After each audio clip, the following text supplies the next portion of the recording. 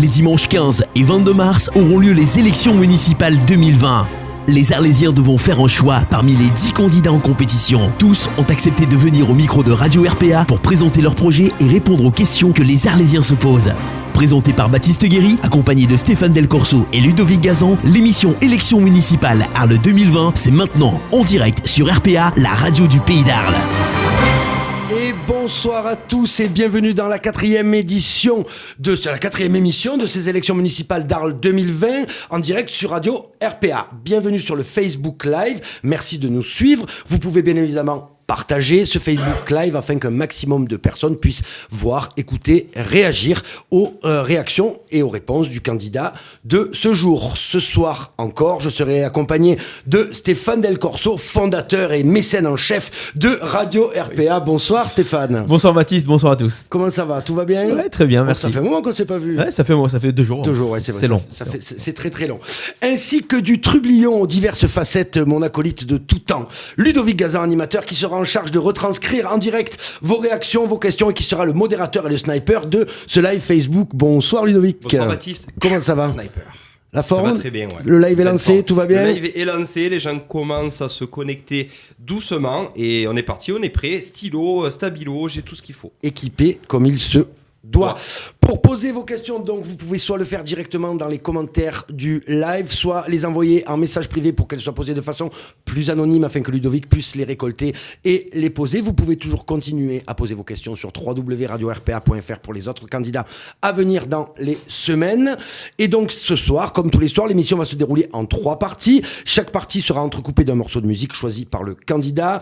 Première partie, les questions les plus récurrentes et les plus pertinentes que nous aurons choisies par les internautes, évidemment posés par les internautes sur le site www.radio-rpa.fr. La deuxième partie, 5 thèmes seront tirés au sort parmi les 15 proposés au candidat du jour et il aura 5 minutes par thème pioché pour s'exprimer dessus. Les 10 autres seront évoqués rapidement sur des questions et des réponses rapides.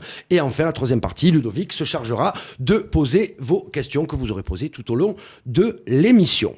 Et pour cette 4e émission donc en direct, nous recevons le candidat, le représentant, et les mots sont importants, et on verra pourquoi dans quelques minutes, de la liste Changeons d'avenir, monsieur Cyril Girard. Bonsoir Cyril. Bonsoir Baptiste. Bienvenue sur Radio RPA. Merci. Et merci d'avoir répondu favorablement à notre invitation. Ça me paraissait logique d'être là. Mais c'est très bien en tout cas, et on vous remercie, vous et tous les autres candidats, parce que c'est important d'avoir tout le monde pour que tout le monde puisse s'exprimer pendant 1h30 sur le temps imparti. Alors Cyril, vous habitez Arles depuis 1998, vous avez 44 ans, je ne me trompe pas, tout va bien. Vous êtes illustrateur et éditeur, vous êtes connu notamment pour votre engagement dans l'association NACICA, on dit comme ça, Nature et Citoyenneté Crau-Camargue-Alpille. Alors, votre liste est une liste citoyenne, plus ou moins liée à Europe Écologie Les Verts, d'après ce que nous avons pu lire dans la Provence notamment. Et première question, Cyril, qu'est-ce qu'une liste citoyenne? Et en tout cas, quelle est votre vision et quel est votre lien avec Europe Écologie Les Verts? La liste, elle est citoyenne, on se revendique comme citoyen parce qu'elle est construite d'abord et avant tout avec les citoyens. C'est-à-dire qu'il n'y a pas de représentant politique qui représente un parti dans cette liste. Le projet de Changeons d'avenir, en fait, n'avait pas vocation au tout début à devenir un projet politique dans le cadre des municipales. Au départ, c'est des citoyens qui se questionnaient sur le devenir de la ville.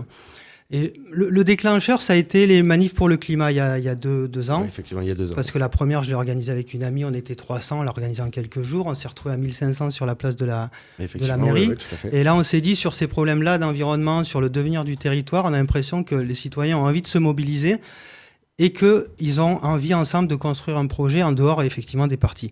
Donc, on a commencé à rassembler des gens, on a fait une première réunion dans le cadre des manifs pour le climat, mais qui n'a pas forcément abouti. Et puis l'an dernier, en début d'année, avec des amis, on s'est dit, il faut se remobiliser, il faut être capable d'expliquer que la gouvernance de la municipalité, elle ne s'exerce pas forcément du haut vers le bas, mais elle doit s'exercer du bas vers le haut. Donc on a commencé à réfléchir avec des gens qui avaient des compétences diverses, il y avait des représentants associatifs, il y avait des gens qui étaient spécialistes de thèmes particuliers, notamment sur l'environnement, à imaginer un petit peu la ville de demain, un petit peu sous forme de jeu. Et à un moment, on s'est dit, il faut agglomérer plus de gens. On ne peut pas le faire dans ce petit comité. On va faire ça de manière citoyenne, c'est pour ça. Donc, on a fait des réunions publiques où on a interrogé les gens. On a dit, on a envie de porter un projet. On ne savait pas encore qu'on allait le porter au municipal, mais on a envie de le construire et qu'il existe. De quelle manière, on ne le savait pas encore.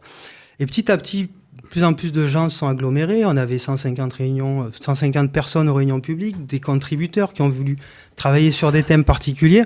Et à un moment est venue l'échéance électorale et on a questionné tous les gens qui nous avaient aidés en se disant, bon, maintenant que ce projet il grossit, qui commence à ressembler à quelque chose, comment on le fait vivre en fait ? Et la plupart des contributeurs, sous forme de vote, ont dit, mais c'est l'occasion rêvée, en fait, les municipales arrivent, on ne se retrouve pas forcément dans les propositions qu'on voit émerger, ne serait-ce que voilà, en matière juste de citoyenneté, en matière de parole qui vient du bas, et après, évidemment, sur le contexte du projet, sur la question environnementale.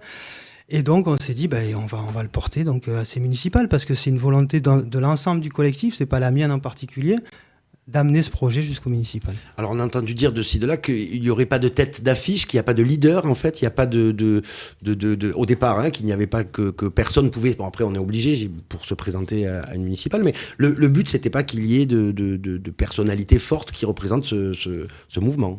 Jusqu'au dernier moment en fait, on avait décidé de ne pas avoir de tête de liste. D'accord. Après il y a des obligations administratives qui fait que pour ouvrir un compte en banque, de toute façon il faut qu'il y ait une tête de liste.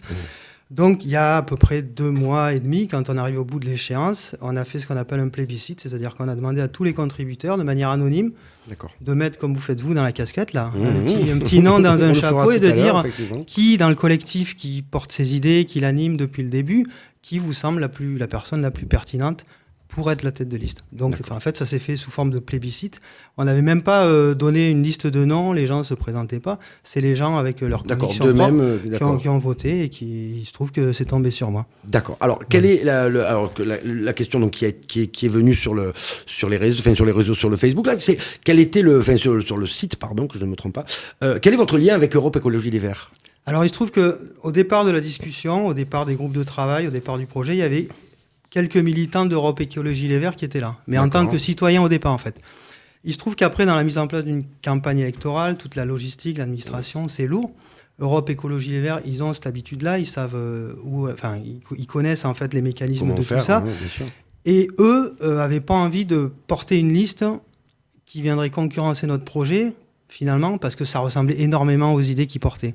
Donc ils se sont dit, ça serait quand même dommage de couper cet élan citoyen pour présenter une liste Europe Écologie Les Verts, alors qu'ils sont tout à fait dans la même dynamique et ils sont, avec le travail qui a été fait en amont, ils sont peut-être même plus légitimes pour porter ce projet-là qui parle d'environnement que les militants d'Europe Écologie Les Verts. Donc, ils nous ont proposé de nous aider dans la logistique. Il y a quelques personnes d'Europe Écologie Les Verts sur la liste, mais ce n'est pas les têtes de liste. Donc voilà, ça reste citoyen. Et nous, on a accepté parce que ça nous permettait aussi d'avoir, il faut être honnête, dans le jeu politique, il y a des marqueurs forts. Il faut pouvoir se situer à un moment. Il y a beaucoup de gens qui vont au bureau de vote et qui, en fonction du logo, en fonction de leurs convictions personnelles, se situent par rapport à ça. Donc, on a choisi d'accepter l'offre d'Europe Écologie Les Verts de nous aider dans le cadre de cette campagne. On ne triche pas, c'est-à-dire qu'on le dit tout à fait honnêtement. Il y a le logo d'Europe Écologie Les Verts sur nos tracts, sur tous nos affiches, sur la communication qu'on met en place. Il y a bien écrit que Changeons d'avenir est un mouvement citoyen qui est en aucun cas affilié à Europe Écologie Les Verts. Il n'y a aucune aide financière, par exemple, d'Europe Écologie Les Verts. Europe Écologie Les Verts nous impose absolument rien sur la liste, ni dans les idées qu'on défend, ni nous ont obligés à mettre des gens à telle position. Donc voilà, ils nous apportent ce soutien-là et cette visibilité, nous on le prend comme ça. D'accord, donc la question de Laurence, 43 ans, avez-vous reçu quelconque investiture ou soutien de la part de partis politiques pour ces élections ? Investiture, non. Non, ça fonctionne pas comme ça. Mais soutien, oui. Oui, c'est un soutien affiché d'Europe Écologie Les Verts pour ce projet. D'accord. On continue avec une question de Claude, 62 ans. Comment ça se passe au sein de votre collectif, de votre équipe ? Qui prend les décisions ? Qui dirige ? J'ai l'impression qu'on y a un petit peu répondu. C'est un petit peu, effectivement. Mais... En fait, depuis le début, on fonctionne en groupe de travail. C'est vrai qu'on a eu beaucoup de questions sur le fonctionnement. Sur le fonctionnement. C'est vrai que c'était... En fait, on a au début, forcément, les 3-4 personnes du début, elles ont tendance à tirer la barque de manière évidente. Le fait même de connaître l'historique du mouvement, c'est facilitateur. Au début, il a fallu trouver un fonctionnement. Donc, on a mis en place des groupes de travail, mais qui ont été mis en place à partir du moment où on a fait les premières réunions publiques. Donc, c'est-à-dire que les gens sont venus sur des thèmes qui les intéressaient et nous aidaient à réfléchir. Donc, ces groupes de travail fonctionnent comme ça, on va dire, à chacun de leur côté. Ils réfléchissent sur des thèmes particuliers. Ça va être l'éducation, la santé, l'environnement, la mobilité, la ville de demain, etc. Ils vont chercher... souvent, c'est des gens qui sont compétents dans des domaines. s'ils se sentent de travailler là-dessus, c'est qu'ils ont une forme de compétence sur certains aspects. Donc c'est des groupes qui vont de 5 à 10, 12, 15 personnes qui travaillent sur ces problématiques et qui font une synthèse du résultat de leur travail. Après, nous, on agglomère ça dans le projet collectif, on essaye d'homogénéiser, de mettre des passerelles entre les thèmes, c'est-à-dire de rentrer à chaque fois dans le programme par le biais de l'environnement, de l'impact que ça peut avoir sur le territoire, dans l'idée de construire le territoire demain et pas de s'arrêter forcément à répondre au coup par coup aux enjeux de maintenant, mais déjà envisager l'avenir. Donc on essaye de mettre des passerelles entre les groupes de travail et après on a une cellule projet qui s'occupe de ça, d'homogénéiser le projet. Ensuite on a une cellule qui s'occupe de la com, de la campagne. Et pour nous rejoindre, c'est très simple, on a tous les moyens de communication, le Facebook, le site internet. Les gens, en ce moment, on en reçoit tous les jours, des gens qui disent on a envie de bosser avec nous. Nous, on les invite à nos réunions de travail, où il y a tous les groupes qui se rejoignent et qui font état de l'avancée des travaux. Et les gens se sentent de rentrer dans tel groupe en fonction de leurs compétences, leurs envies, etc. Et on agglomère les gens comme ça. C'est ouvert à tout le monde. Ah oui, c'est ouvert à tout. C'est tellement ouvert qu'on a eu des réunions, les premières réunions publiques, on a eu des gens qui sont sur d'autres listes aujourd'hui, qui étaient déjà sur d'autres listes, et qui venaient. Donc vraiment, on a trié personne en fonction de leur appartenance politique, sensibilité, etc. Ça a été ouvert depuis le début et c'est encore ouvert pour les gens qui veulent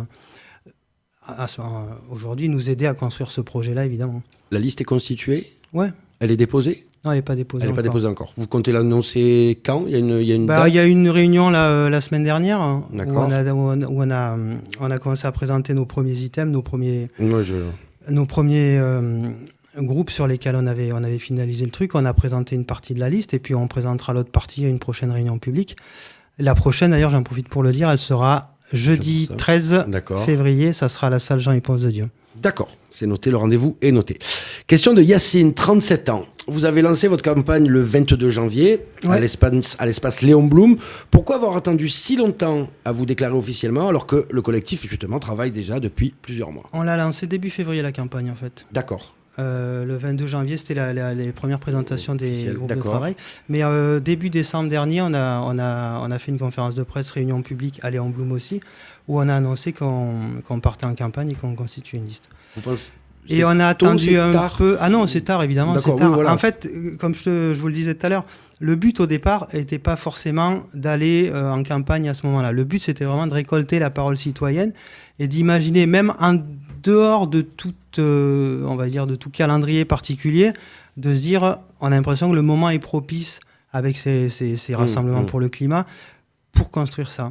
Et en fait, on a dû attendre un petit moment que l'idée mûrisse et d'avoir suffisamment de gens, avoir avancé sur les projets pour entrer dans l'arène, en fait. Donc c'est pour ça que ça s'est fait assez tard et en général, les décisions qu'on prend, on les prend de manière assez collective. Donc on a attendu que le collectif ait envie de se prononcer là-dessus et on a attendu que les gens soient prêts. Donc ça a pris beaucoup plus de temps. D'accord. Alors justement, Eric, 52 ans, qui nous dit « Avez-vous reçu des sollicitations d'autres candidats avant de vous lancer ? Si oui, lesquels ? Et pourquoi ne pas avoir intégré une autre liste ?»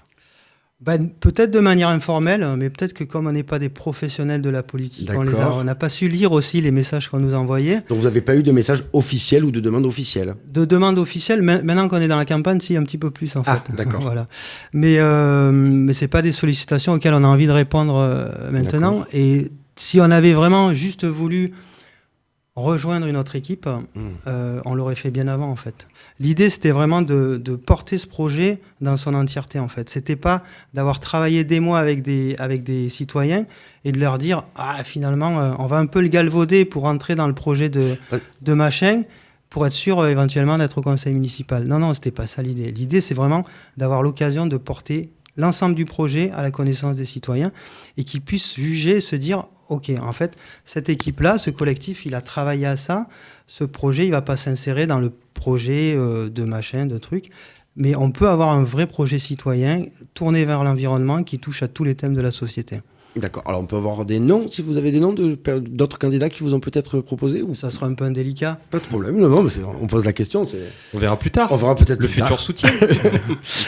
Alors, Stéphanie, 48 ans. Vous dites sur votre site, notamment, que toutes les décisions seront en adéquation avec la préservation de l'environnement, de la biodiversité, de la qualité de vie. Pensez-vous que tout peut être écologie ? On peut tout faire entrer dans le thème de l'écologie. Après, c'est vrai qu'on a des sujets, par exemple, sur le sport, sur la culture. Enfin, la culture, non, c'est assez facile. Sur le sport, on peut se poser la question de qu'est-ce qui rentre effectivement... Soutenir Saint-Etienne qui sont verts.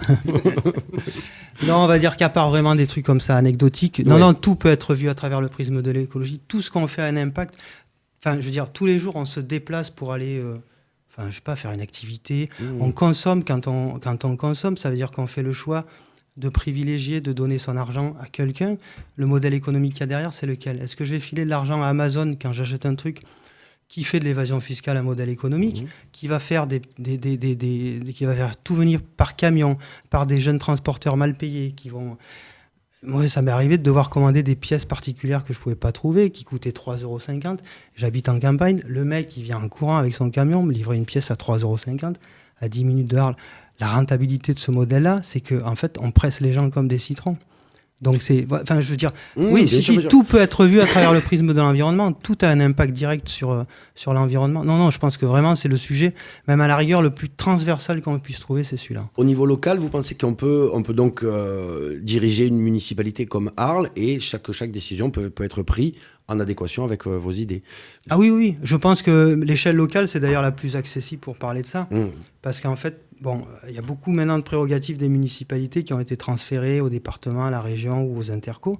Mais on a quand même encore des leviers d'action qui sont assez importants. Et il y a beaucoup de travaux qui ont été, qui sont visibles, notamment par des associations, qui mettent en évidence que 50-70% des leviers locaux peuvent avoir un impact sur le modèle économique, sur la transition écologique. Donc c'est pour ça qu'on s'est dit que c'était plus facilement accessible pour le citoyen, le levier local, et c'est par celui-là qu'il fallait passer. Du coup, il y a eu des difficultés justement parfois à trouver des leviers ou des ponts entre certains sujets, notamment le sport, mais bon après ça peut aussi, j'imagine, on peut aussi avoir... Il y a eu des non, il n'y a pas eu de difficulté. Après, moi j'ai un parcours qui fait que tous ces thèmes-là, je les avais déjà abordés d'une autre manière depuis très longtemps. Et que finalement, pour moi, les raccords, ils étaient assez évidents. Donc vraiment, à part effectivement celui du sport, et encore, on pourra en parler. Mais non, tout s'est fait de manière assez naturelle. Et vraiment, dès qu'on touche à un sujet, c'est une toile d'araignée, on tire un fil, et puis paf, à un moment, on y revient, quoi. D'accord. On continue donc avec une question de Michel, 52 ans. On a choisi celle-là parce que il y en a eu pas mal. Souhaitez-vous abolir la corrida ? Ah tiens. Voilà, on est sur le... Non, mais on y a pensé en fait. Bien sûr. Mais... Non, abolir la corrida, déjà, c'est pas une prérogative sur Arles, municipale. Évidemment, au niveau local, mais... Après, moi, je peux pas... Du coup, quelle est votre position ? Non, alors, ma position que je vais donner là, elle est plutôt personnelle en fait. Parce que j'avoue qu'il y a de grandes discussions dans l'ensemble du collectif là-dessus. On est sur un territoire où la corrida a son importance, les fériades, donc il y a quelquefois des avis divergents. Donc là, je me permets de donner ma position personnelle. Moi, je suis pas persuadé qu'on sorte grandi du spectacle de la corrida. Parce que, là, on l'a vu, il y a eu beaucoup d'actions qui ont été menées par des associations. La souffrance animale, on en parle beaucoup. Je ne pense pas qu'au XXIe siècle, ce qui est une distraction au départ, la corrida, parce qu'on peut remettre en cause aussi, il y en a qui parlent de tradition, etc. La tradition provençale et camarguaise, c'est pas la corrida. La corrida, elle arrive à la fin du XIXe siècle. C'est des notables qui l'ont introduit en Camargue. Et j'ai l'impression qu'aujourd'hui, elle prend beaucoup de place, moi, par rapport aux traditions provençales et camarguaises. On a eu beaucoup de questions à ce sujet-là. Maintenant, concernant, parce que beaucoup, je sais plus, pour étayer la question, c'est que beaucoup je pense que beaucoup d'auditeurs savent que certains autres candidats sont pour et continuer dans ces, voilà, et que du coup la question était, est-ce que vous donc voilà, comment vous vous situez là-dessus? Après, moi, je pense que la corrida, c'est un petit peu l'arbre qui cache la forêt, c'est-à-dire que il y a quelques taureaux qui se font allègrement massacrer dans une arène le temps de la feria, mais la question plus large de la souffrance animale, etc., elle se pose aussi dans l'agriculture industrielle. C'est-à-dire qu'il y a 15 taureaux à la feria, mais il y a des millions d'animaux qui sont maltraités, qui sont, on voit les poussins broyés dans les usines, etc. Je veux dire, la corrida, à côté de ça, c'est insignifiant en termes de souffrance animale. Donc, nous, ce qu'on imagine, c'est plutôt une action éducative sur les gens, dans les écoles, sur l'alimentation, pour revenir à moins de consommation de viande industrielle notamment, et peut-être envisager par cet axe-là de parler de la souffrance animale et plutôt de travailler sur quelque chose de beaucoup plus gros. Et ensuite, ce que je voudrais dire, c'est qu'effectivement, je pense que la tradition provençale et camarguaise, elle est un petit peu le parent-pauvre en ce moment des spectacles tauromachiques, et j'aimerais bien qu'on lui donne plus de place, parce que les éleveurs sont dans une situation, les éleveurs de taureaux en Camargue particulière, mais aussi les éleveurs de moutons, d'ailleurs on pourrait parler de l'élevage, ils ne sont pas beaucoup aidés. Quand on regarde les aides européennes qui vont surtout à l'agro-industrie, ce système d'élevage-là, il n'est pas beaucoup aidé. En plus, c'est un système d'élevage qui est très bénéfique pour l'environnement, c'est-à-dire qu'on se sert de ces animaux-là pour entretenir des espaces naturels. Donc c'est un double bénéfice. On a une activité économique qui est celle de l'élevage. On entretient des espaces naturels. Et il faut savoir que, par exemple, il y a 45 000 hectares d'espaces naturels qui étaient pâturés en Camargue, qui ont disparu depuis la Seconde Guerre mondiale pour devenir des champs d'agro-industrie. Et moi, ce que je souhaite, c'est qu'on apporte maintenant un vrai soutien à ce système d'élevage extensif qui fait partie du patrimoine territorial, du patrimoine culturel aussi, du patrimoine naturel, et aider ces gens à vivre mieux. Voilà. Nous, c'est vraiment comme ça qu'on se positionne par rapport au taureau, à l'élevage. Donc, pour répondre à Michel, 52 ans, non, vous n'allez pas abolir la corrida. C'est pas des prérogatives de la mairie de toute façon, mais moi j'aimerais bien que dans les férias il y ait plus de place pour la tradition provençale, et pourquoi pas avoir une journée complète de la feria qui serait des spectacles de courses de taureaux notamment, parce que je trouve que si on fait le calendrier des spectacles de corrida et des courses de taureaux, on s'aperçoit que finalement la tradition espagnole a beaucoup plus de place que la tradition provençale et locale. Et camarguaise. Ouais. Par contre, oui, vous défendez bien entendu la cause animale. Oui, la cause animale, c'est la cause du vivant non humain, en fait, globalement. Je trouve que ça nous sort pas grandi de voir comment on traite les animaux, que ce soit dans l'agriculture industrielle ou pour des spectacles comme ça. Alors, on continue. Et la presque dernière. Steven, 36 ans. Êtes-vous pour le contournement autoroutier? Eh ben non, on peut pas l'être. D'accord. Enfin, ça, c'est difficile de l'être au vu des enjeux climatiques, au vu des enjeux d'agriculture, on en parlait à l'instant. C'est-à-dire que tout le monde soutient les traditions ici. Tout le monde soutient la culture provençale, enfin si on écoute tous les candidats, mais tout le monde est prêt à massacrer encore 600, 700, 800 hectares d'espace agricole ou d'espace naturel pour faire cette autoroute. Mais la tradition, la culture, elle peut vivre que sur un territoire d'où ça émerge en fait. Et tout ça, ça vient de là, ça vient de la ruralité, ça vient de ces espaces-là. Donc sinon, ça sera du folklore, on aura la reine d'Arles, on aura des gens déguisés qui viendront faire des ensiros pour les fêtes votives. Mais si tout ça, ça s'appuie pas sur un territoire rural encore présent, parce que là, on en est vraiment à imaginer la disparition de ces territoires. Tous les 8 ans en France, il y a l'équivalent d'un département qui disparaît, un espace agricole et naturel. Donc c'est gigantesque. Et un espace naturel comme ça, c'est un espace où on stocke du carbone, c'est un espace où on a des activités économiques en plus. Donc l'autoroute, il faut faire aussi la genèse du projet autoroutier. Et ça, on ne peut pas en faire l'économie si on veut parler d'autoroute. Oui, bien sûr. L'autoroute, c'est un projet au départ qui était destiné au grand port maritime de Marseille, qui est en train de développer la logistique. La logistique, c'est tous ces containers qui viennent d'Asie, qui nous amènent de la marchandise qui n'est plus produite ici, du coup, qui sont stockés et qui doivent repartir par camion. Donc ce projet, il y a 30 ans qu'il a été imaginé. Le port autonome voulait développer la logistique et quand on a des containers comme ça, il faut les faire passer à un endroit, donc il fallait l'autoroute. Mais ça, c'était il y a 30 ans. Aujourd'hui, les enjeux ont changé, c'est-à-dire qu'on sait que si cette autoroute-là est faite, c'est pour justement faire passer tous ces containers.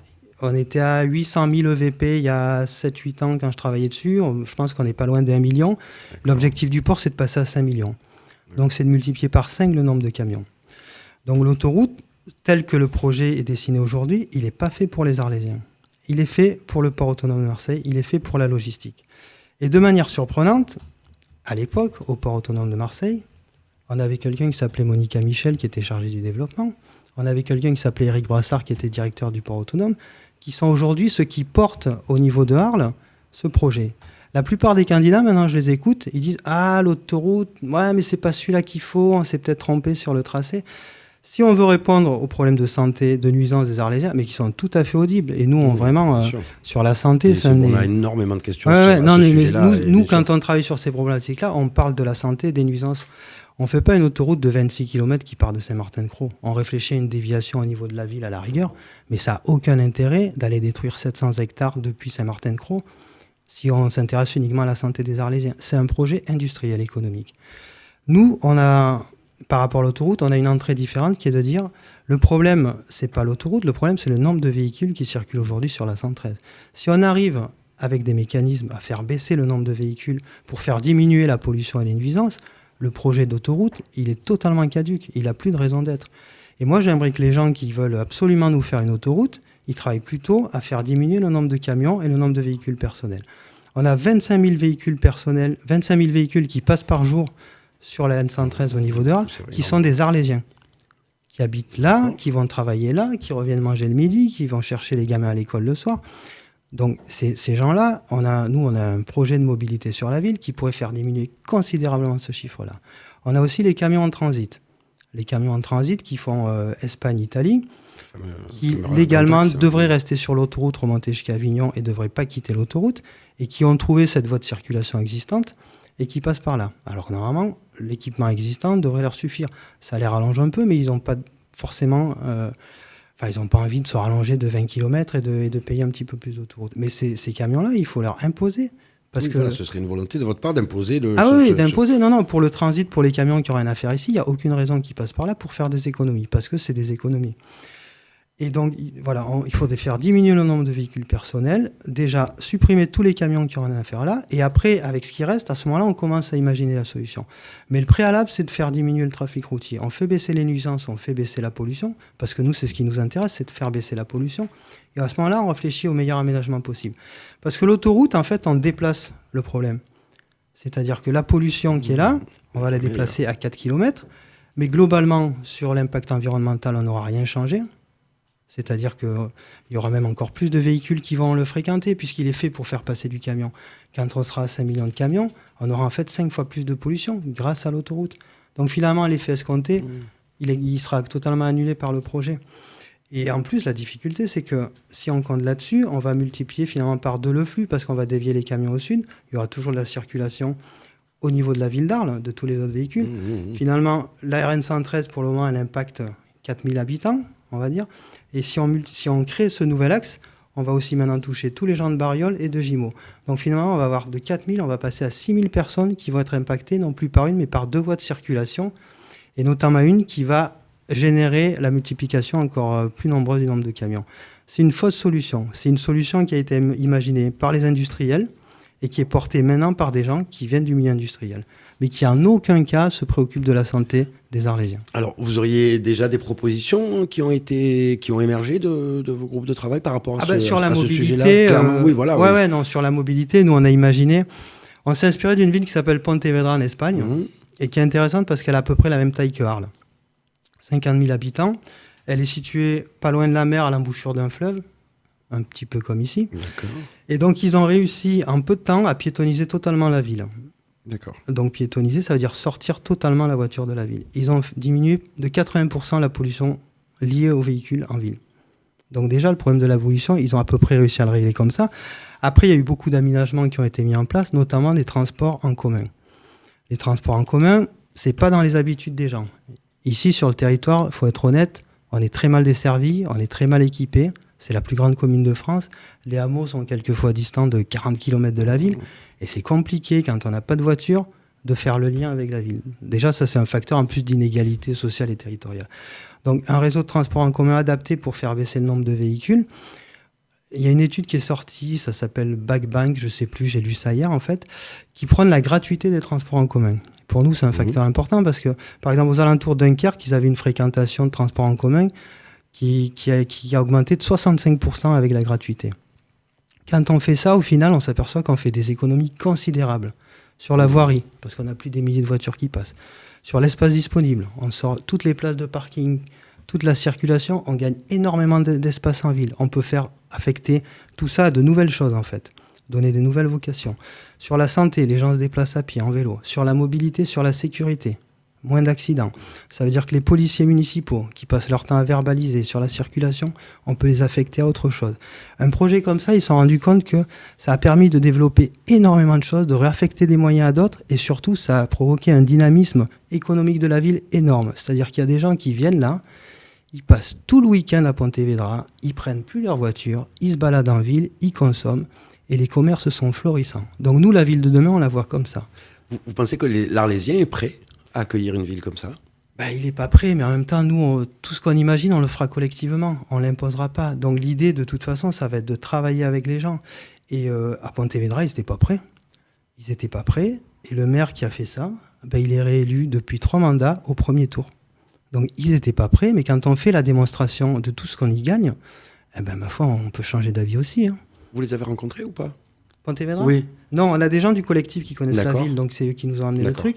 Et moi, la première chose que je fais, si demain je suis maire, que nous ferons... Oui, mais non, c'est compliqué, je comprends. C'est qu'on va affréter un bus de 45 places, qu'on va mettre tout le conseil municipal, opposition comprise, parce que de toute façon, tout se fera collectivement, même avec les gens qui ne sont pas d'accord avec nous. On fonce à Pontevedra et on va passer une semaine de séminaire là-bas et on va leur poser toutes les questions qu'il faut pour savoir comment ils ont déminé, comment ils ont travaillé avec la population et comment ils sont arrivés à ce projet-là. Très bien.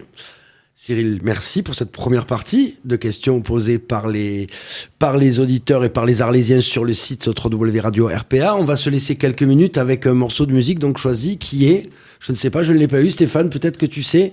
Alors on a le choix, on a ou La rue qui est à nous, ou et Émilie Loiseau. Alors, au Cyril, choix. Votre choix. Émilie Loiseau pour commencer. Émilie Loiseau, pourquoi ce choix? Parce que moi je suis très attaché à la chanson francophone. D'accord. Donc déjà j'écoute beaucoup de chansons francophones. Émilie Loiseau, on va l'écouter, elle a une voix qui est juste dingue en fait. Je sais pas si vous la connaissez un petit peu. Oui, bien sûr. C'est une jeune nana de notre génération qui doit faire 50 kilos et qui a une voix qui est renversante. Moi je suis ornithologue au départ, la chanson elle parle des oiseaux, donc forcément ça me touche un peu. Et Émilie Loiseau c'est quelqu'un qui est aussi très engagé. Au niveau social, elle a beaucoup parlé des migrants, de l'Aquarius ces derniers temps. Donc l'idée c'est de dire aussi que la culture, la musique, ça peut pas être des fois juste, on va dire un amusement, juste quelque chose qu'on écoute de manière comme ça, juste pour l'écoute ou le plaisir, mais ça peut être aussi un vecteur de message, un vecteur culturel. Donc c'est pour ça qu'en général ce genre d'artiste-là, j'y suis beaucoup attaché. Eh bien super, on écoute Émilie Loiseau, on se retrouve dans quelques minutes pour passer à la deuxième partie avec les thèmes, le tirage au sort et aborder un petit peu tout ce qu'on peut en ce temps imparti d'1h30. Merci beaucoup, à tout de suite. Élection municipale 2020 sur Radio RPA.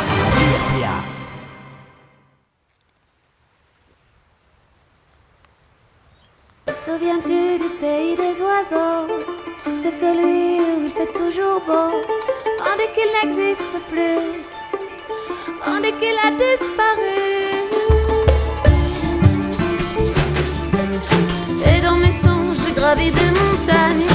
À l'horizon, les rivières s'éloignent. Ils ont tué les oiseaux. Plus rien ne bouge, il fait chaud. Les orages ont balayé la plage. Il ne reste plus qu'un pays sauvage.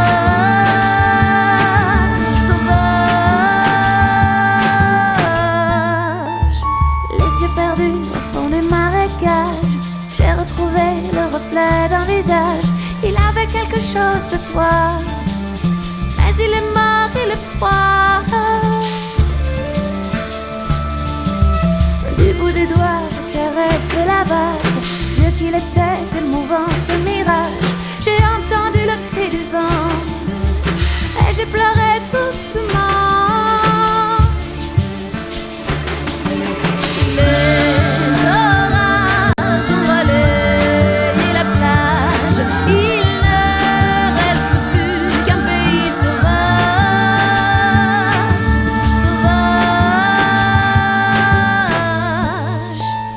Tout s'écroule, je suis la pierre qui roule et le château de sable qui périt sous la vague. Tout se casse, dis-moi ce qu'il se passe. Je le trouvais si beau, notre pays là-haut.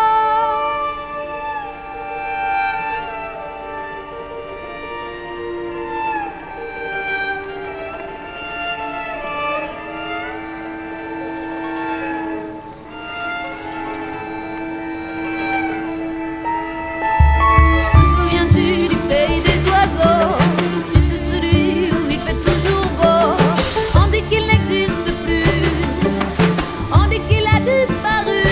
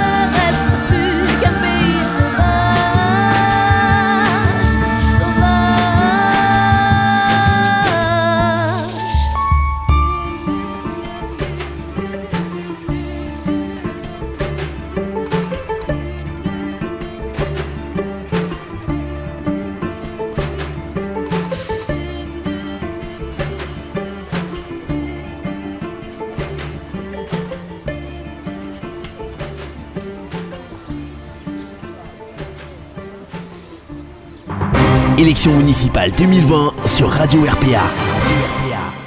Et donc on se retrouve après cette petite pause musicale, Émilie Loiseau, donc choisie par Cyril Girard, qui représente Changeons D'avenir. Voilà, Changeons d'avenir.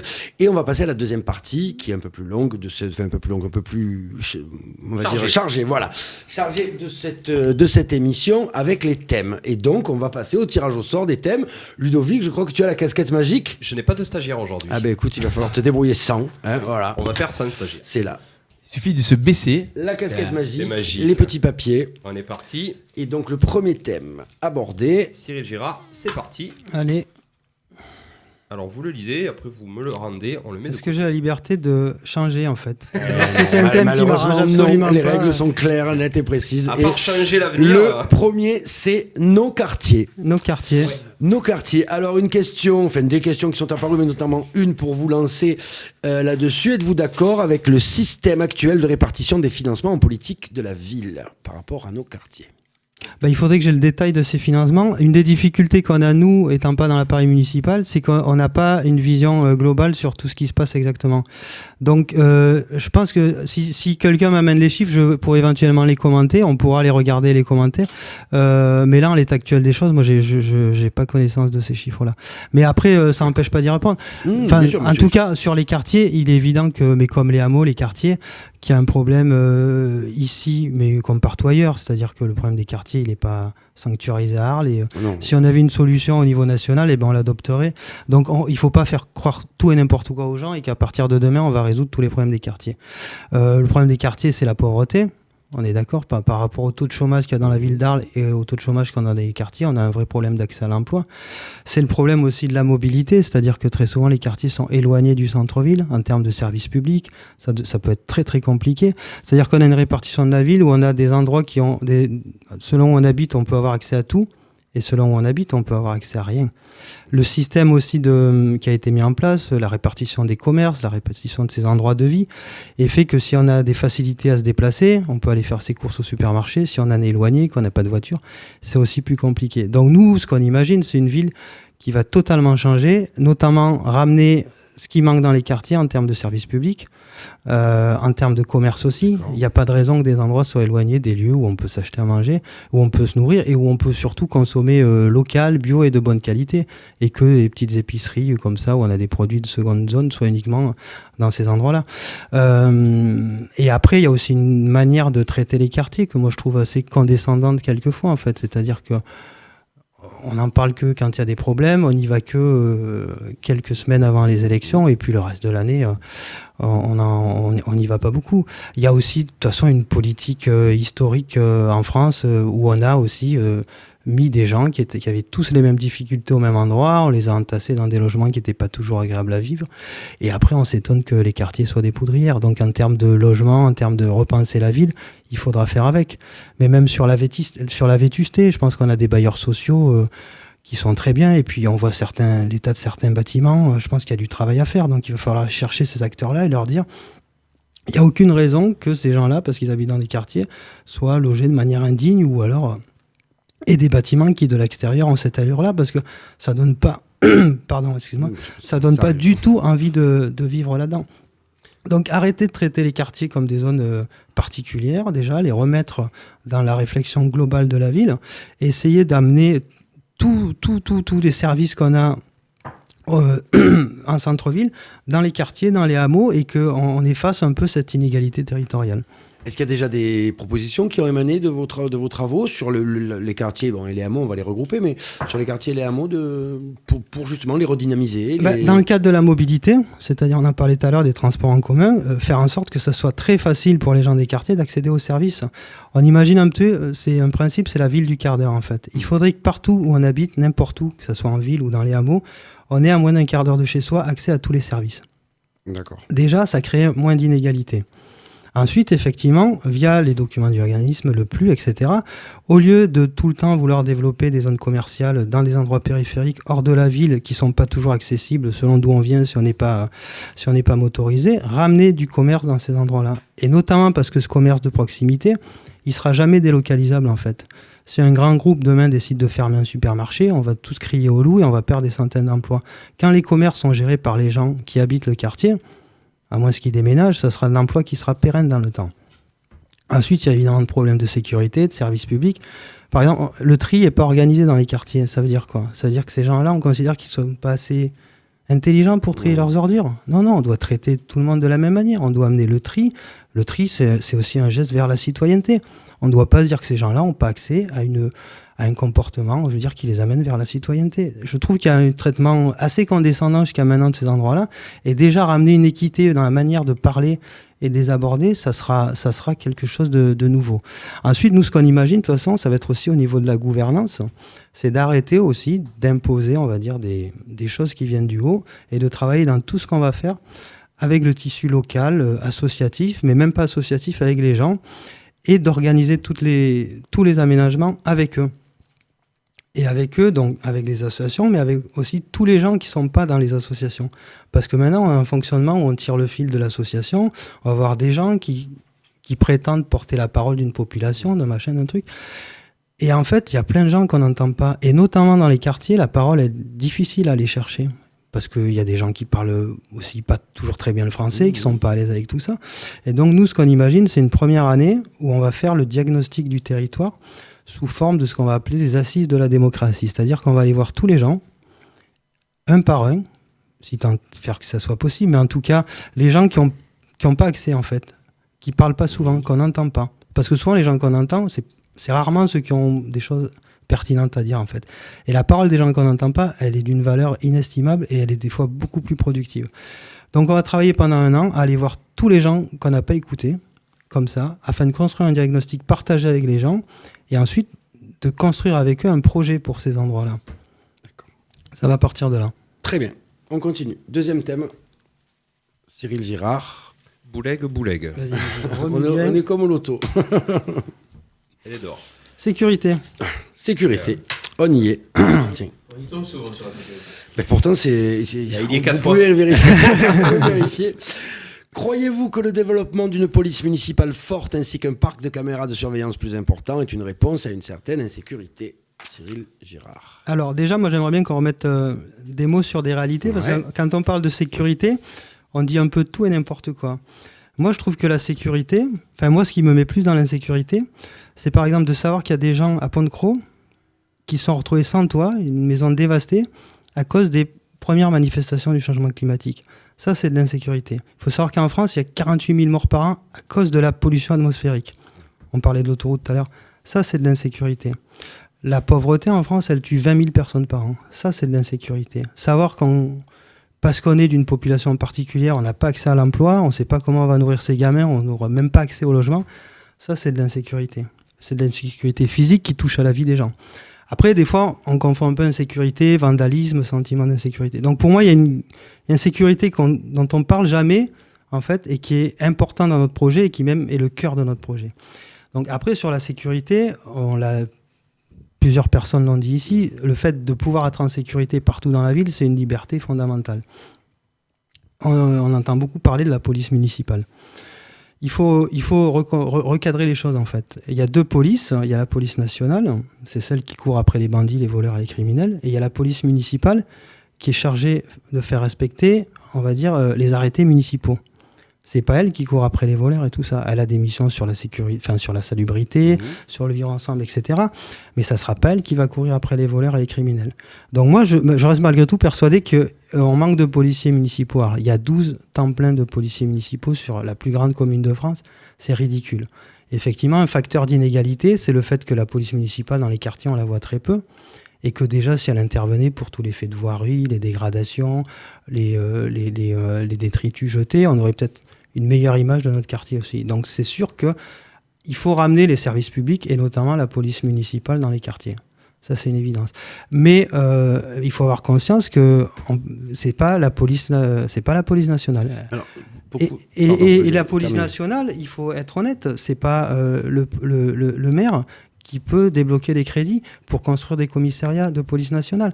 Elle existait avant, la police de proximité. Elle a été démontée sous Nicolas Sarkozy. Donc peut-être qu'il aurait fallu demander à M. Juglaré s'il cautionnait le démontage de cette police municipale. Parce que lui-même, de cette police nationale, lui-même veut remettre des policiers municipaux dont c'est pas la vocation pour nous parler de sécurité. Enfin, il confond un petit peu tout. Et ça, c'est un petit peu dommage parce que Du coup, c'est un petit peu de la démagogie, on se moque des gens en fait. On leur fait croire qu'on va résoudre un problème avec un outil qui n'est pas adapté.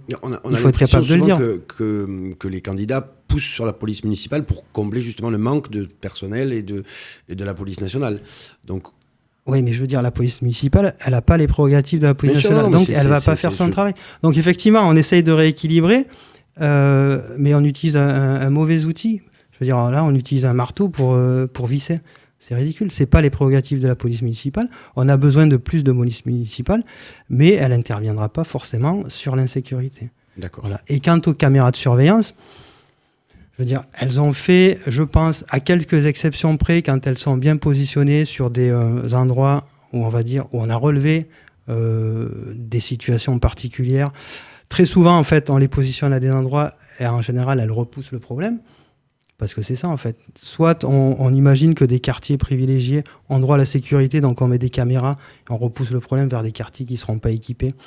Et donc, en fait, ça va finalement pas changer grand-chose. Par rapport aux enjeux de la ville d'Arles, est-ce qu'on va couvrir toute la ville d'Arles de caméras de sécurité ? Est-ce qu'on en a les moyens ? Je veux dire, les études qui ont été faites sur ces caméras de sécurité, dans une large majorité, elles montrent leur inefficacité. On l'a vu malheureusement à Nice, quand il y a une espèce de fou furieux qui a pris un camion pour écraser des gens. On s'est aperçu après coup que ce gars-là était passé 3 fois pour repérer son trajet. Ça, en aucun cas, ça a servi à l'arrêter. Je veux dire, la caméra de sécurité, elle n'empêchera pas quelqu'un qui est motivé de commettre un crime ou un délit, où il le fera de toute façon dans la rue d'à côté, où il n'y aura pas de caméra. Donc, éventuellement, elle peut servir à résoudre une affaire après coup. Et encore, en général, quand elle résout une affaire, c'est qu'on a identifié la personne et qu'on essaie de reconstituer le trajet du truc. Honnêtement, je pense que c'est des moyens énormes qui seraient dépensés et qui résoudront en aucun cas les problèmes d'insécurité. Vous, maire, vous le maintiendrez, le dispositif déjà en place au niveau des caméras ? Il faudrait que je connaisse, en fait, il faudrait qu'on évalue, et honnêtement, je n'ai pas la connaissance, il faudrait que je vois leur efficacité, mais en tout cas, je ne suis pas pour une ville surveillée de partout, avec des caméras partout. Très bien, on continue. 3e thème. Allez.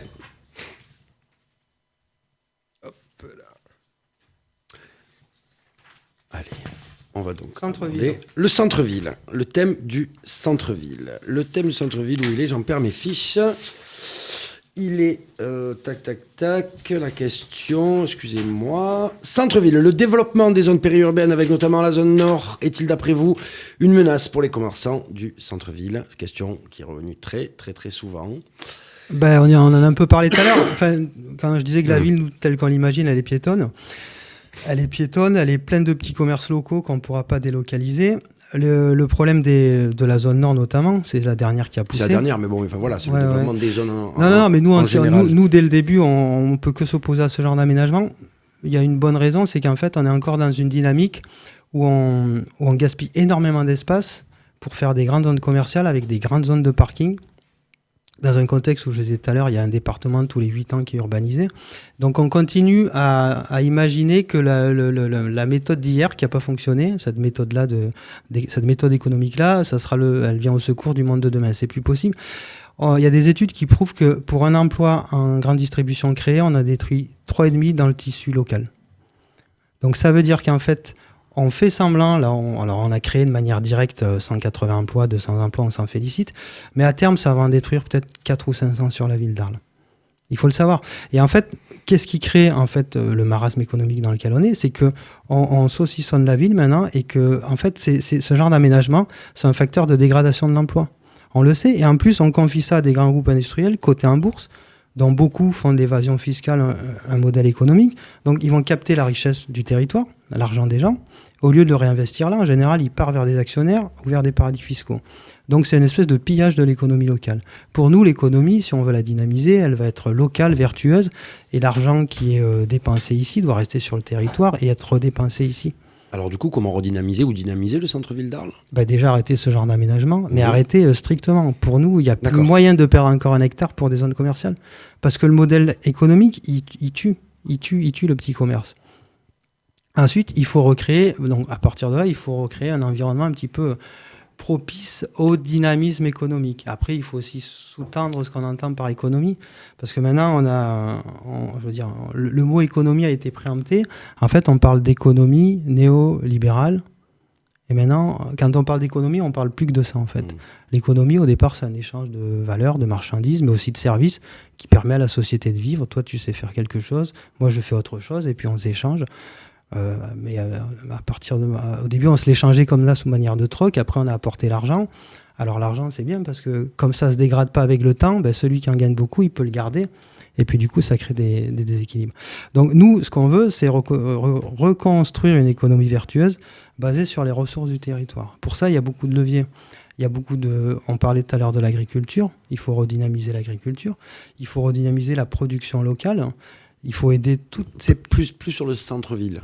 Au niveau commercial, vraiment au niveau commercial ou dynamisme général, pas forcément. Il faut donner aux gens envie de rester en centre-ville et de consommer.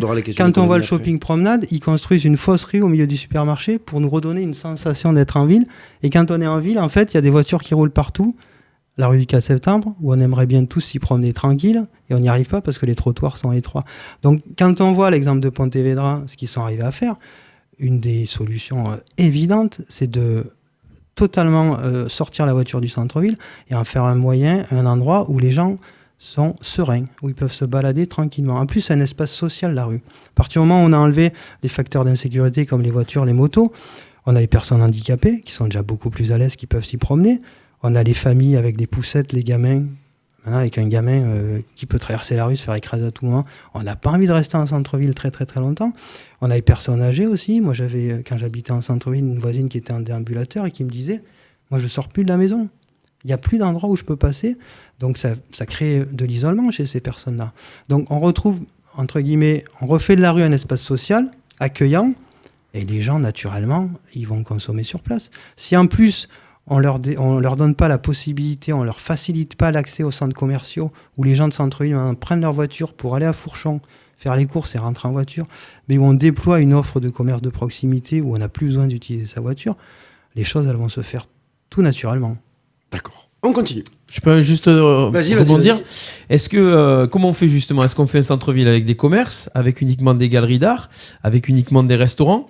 Vous le voyez comment ce centre-ville ? C'est bien beau qu'il y ait des gens et des... Alors justement, on a Bouziane sur le Facebook Live qui est complètement d'accord avec vous, mais comment embaucher au centre-ville d'Arles puisqu'il n'y a rien mis à part de la restauration ? Ouais, c'est ça en fait.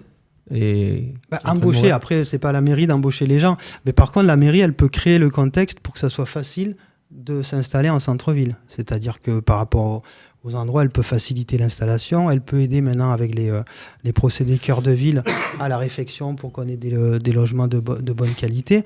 Et ensuite, je veux dire, quand ça sera compliqué d'aller faire ses courses au supermarché et qu'on trouvera ça ridicule, tous les petits commerces de bouche, les commerces de proximité, ils auront leur place.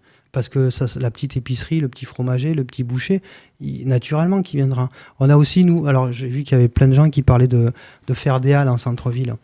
Nous, on l'avait imaginé, les halles, au niveau du parking qui est sur le boulevard des Lys, en fait, sur 4 étages, de les faire au premier niveau de ce parking. Parce que les halles, c'est évident que les gens en ont besoin. Et quand on voit la fréquentation du marché le samedi et le mercredi, ça veut dire qu'il y a des gens qui ont envie de consommer des produits locaux, de bonne qualité, frais, des produits alimentaires. C'est-à-dire que ce genre de commerce-là, il attend juste qu'on lui laisse la liberté de s'implanter ou qu'on mette en œuvre en fait la conjecture, enfin toute la situation pour qu'il puisse s'installer, et il va s'installer tout seul. Et à partir du moment où ça commence à s'installer, une rue elle commence à vivre, 1, 2, 3 commerces, et après tout suit derrière assez naturellement en général. Encore une fois, j'invente rien. Nous, je veux dire, on fait pas on vend pas du rêve. Moi, je m'appuie juste sur ce que je vois qui a pu être fait ailleurs et qui marche. D'accord. Tout simplement. Très bien, on continue. Ludovic, 4e thème abordé un peu plus longuement. D'ailleurs, on va essayer de... Moi, je suis allez-y, piochez, mélangez. Le soldat, moi. Mélangez. Lieu associatif. Milieu. Milieu. C'est pas très bien écrit. Non, c'est parce que j'avais le doigt sur le... Alors la question pour vous lancer, c'est toujours à peu près les mêmes, parce que ça tourne toujours forcément autour des mêmes questions, c'est pensez-vous que la répartition actuelle des subventions municipales est erronée ? Erronée. Oui. Est-ce que d'après vous, la répartition actuelle des subventions municipales pour les associations est erronée ? En fait, le problème est faussé. Moi, le problème des associations, c'est que ça regroupe tout un tas de trucs, en fait. Il y a les associations sportives, il y a les associations citoyennes. Ça regroupe un tel panel d'activités que c'est un petit peu compliqué d'avoir juste l'entrée associative.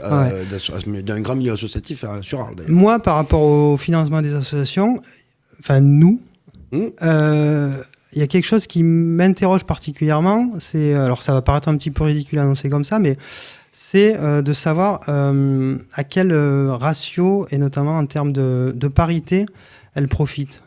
Parce qu'en fait, on s'aperçoit que, notamment dans les associations sportives, c'est pas pour les monter du doigt, mais que le paysage sportif en France, ça ressemble un peu à une cour d'école en primaire. Il y a des études qui avaient démontré ça, c'est qu'une cour d'école chez les enfants, 80% de l'espace est occupé par les garçons qui jouent au foot ou au rugby. En général, les filles, elles ont juste droit aux zones périphériques où elles font de la corde à sauter ou de la marelle. Et du coup, dès la petite enfance, il y a une espèce de déséquilibre qui se crée entre ce qu'on a droit dans l'espace public entre les hommes et les femmes. Et dans les associations, moi, une chose qui m'intéresse de savoir, c'est comment elle se répartit et quelle est dans chaque association, pas dans chaque association, mais le paysage global. Est-ce qu'il y a une inégalité réelle une équité entre la destination des hommes et des femmes? Les grands équipements sportifs, on va pas se mentir, à 80%, c'est des garçons qui jouent au foot, au rugby, etc. Et c'est hyper onéreux pour la ville. Après, il y a des écoles de danse où on a principalement plus de filles que de garçons. Je veux dire, je vais pas obliger des filles à jouer au rugby si elles n'ont pas envie, ou des garçons à faire de la danse. Mais je voudrais notre retard petit à petit. Petit à petit, mais j'ai quand même envie d'avoir une photographie à ce temps-là, de voir, et ça nous permettra, je pense, de rééquilibrer les choses de manière plus équitable. Pour moi, c'est une des entrées qu'on peut avoir sur le milieu associatif. Et après, dans le milieu associatif, ce que je mettrai un petit peu de côté, c'est les associations qui œuvrent pour la citoyenneté, la transition. Et alors là, le paysage associatif de Arles, il est d'une richesse absolue, parce que la citoyenneté, ça va de oser le féminisme, les associations, c'est Arles en transition, les recyclables, les lieux pop, etc. Et moi, j'aimerais que ces associations-là, elles aient un petit peu plus de visibilité et d'importance dans le paysage arlésien, parce qu'elles font vraiment un travail, à ce moment-là, politique dans le sens noble du terme, c'est-à-dire qu'elles agitent la vie de la cité au bon sens du terme, et ces associations-là, elles ont besoin de beaucoup de ressources, en fait, parce qu'elles font un travail qui est très souvent, en plus, qui a un lien avec le travail du politique, de l'élu, et qui souvent, d'ailleurs, nourrit le travail du politique et de l'élu. Donc nous, ce qu'on aimerait bien imaginer, c'est un lieu où ces associations pourraient se retrouver, qui leur serait... qui serait à elles pertinemment, qui pourrait leur donner les moyens de faire des réunions. Moi, je vois des fois, c'est compliqué de faire des réunions. La vie associative. Ouais, mais la vie associative, elle est destinée uniquement aux associations, on va dire. D'accord. Et des fois, quand on fait un petit peu de politique, c'est pas toujours facile. Là, ça serait un lieu où toutes les associations citoyennes pourraient vivre, avoir des salles de réunion, avoir des endroits pour travailler, quelques ordinateurs, mais souvent... Ces associations, elles ont l'habitude de fonctionner dans la sobriété, elles ont du matériel, tout ça, il leur manque juste des lieux pour animer, recevoir des gens, réfléchir ensemble. Ça pourrait être un endroit aussi où tous les gens qui sont, par exemple, dans un processus de création d'activités, des entreprises qui auraient un lien avec la transition, avec les matériaux biosourcés, la valorisation de la paille de riz. Moi, je le sais parce que j'ai 2 entreprises que je gère. Donc, je sais que la difficulté quand on se lance, c'est l'année où on n'est pas encore en train de bosser et d'engranger des bénéfices, où on prépare son projet et où on n'a pas de salle de réunion, on n'a pas de lieu, etc. Donc tous ces gens qui ont un projet qui sera à terme économique, qui sera lié à la transition, on peut aussi leur trouver des endroits où ils peuvent faire des réunions, donner des rendez-vous à des collaborateurs éventuels, tout ça. Donc tous les acteurs qui feront la transition de demain, moi j'imagine un lieu qui leur serait totalement dédié, qui s'appellera la maison de la citoyenneté et de la transition, j'en sais rien. D'accord. La maison de demain de la résidence, j'en sais rien. Mais un lieu qui serait que pour eux, et qui pourrait, en général, c'est des gens qui savent très bien s'autogérer et qui savent très bien ouvrir une salle de réunion, faire le ménage, la fermer, qui n'auraient pas forcément besoin d'une grosse logistique derrière comme la maison des associations, et ça serait à mon avis assez facile à mettre en œuvre. D'accord, on continue avec le dernier thème où vous aurez un peu plus de temps. Pardon, excusez-moi. Le chapeau. C'est le temps qui fait ça. Il fait froid, il fait chaud, on ne sait plus. Patrimoine. Alors, pouvez-vous me donner rapidement une définition du patrimoine de la ville et en parler? Une définition du patrimoine. Il y a le patrimoine naturel, il y a le patrimoine culturel, il y a le patrimoine architectural, et il y a le patrimoine qui n'est pas visible. Alors, il y a un nom consacré pour ça, je l'ai Je m'en souviens plus, mais tout ce qui est la culture orale, chantée, qui n'a pas de support physique en fait. Donc c'est tout ça le patrimoine. Le patrimoine architectural, on le connaît. Je crois qu'on a 12 ou 13 bâtiments qui sont classés par l'UNESCO sur le territoire. On a le patrimoine naturel, c'est la Camargue-Lacroix, qui est lui aussi, on va dire, bardé de labels, bardé de réserves, de parcs naturels. Il y a ce patrimoine-là. Et ce patrimoine comme ça imperceptible, qui est pour moi sur le territoire celui de la langue provençale. Et j'ai l'impression qu'il est très vivant en plus. On a des gens comme Marie Maquet qui l'animent, on a le Cœur de la Roquette, des gens qui font vivre un petit peu la tradition, mais qui la remettent au goût du jour et qui la transmettent facilement. C'est tout ça le patrimoine. Très bien. On va passer aux autres thèmes. Du coup, les uns après les autres, je vais vous les citer, poser une question et essayer d'avoir une réponse plus ou moins rapide pour qu'on essaye de tous les aborder. Et c'est des questions donc, qui nous ont été, bien évidemment, envoyées. Un thème donc, on n'a pas évoqué. Emploi, chômage. Pensez-vous que l'emploi saisonnier peut être un remède au chômage et un levier pour l'emploi? Bon, on en a parlé un petit peu pour l'emploi. Après, l'emploi, il n'est pas... L'emploi saisonnier. L'emploi saisonnier. Ouais. Bah évidemment. Enfin, moi, je connais plein de jeunes qui, au départ, même moi-même, quand j'étais étudiant, l'été, je travaillais. C'est un premier pas vers la vie active. Ça permet de se familiariser avec ça, de connaître nos limites, évidemment. Je ne les ai pas accrochées, mes questions, du coup, je m'y perds. Économie. Faut-il prospecter pour faire venir plus d'entreprises sur le pays d'Arles? Cyril Girard. Prospecter, ça dépend, comme je disais tout à l'heure, quelle entreprise on veut. Est-ce qu'on veut une entreprise qui est capable d'investir un lieu et de le quitter parce que des actionnaires à l'autre bout du monde ont décidé de partir, ou est-ce qu'on veut des entreprises dont on sera sûr qu'elles vont apporter de la prospérité? Pas de la croissance, c'est de la prospérité.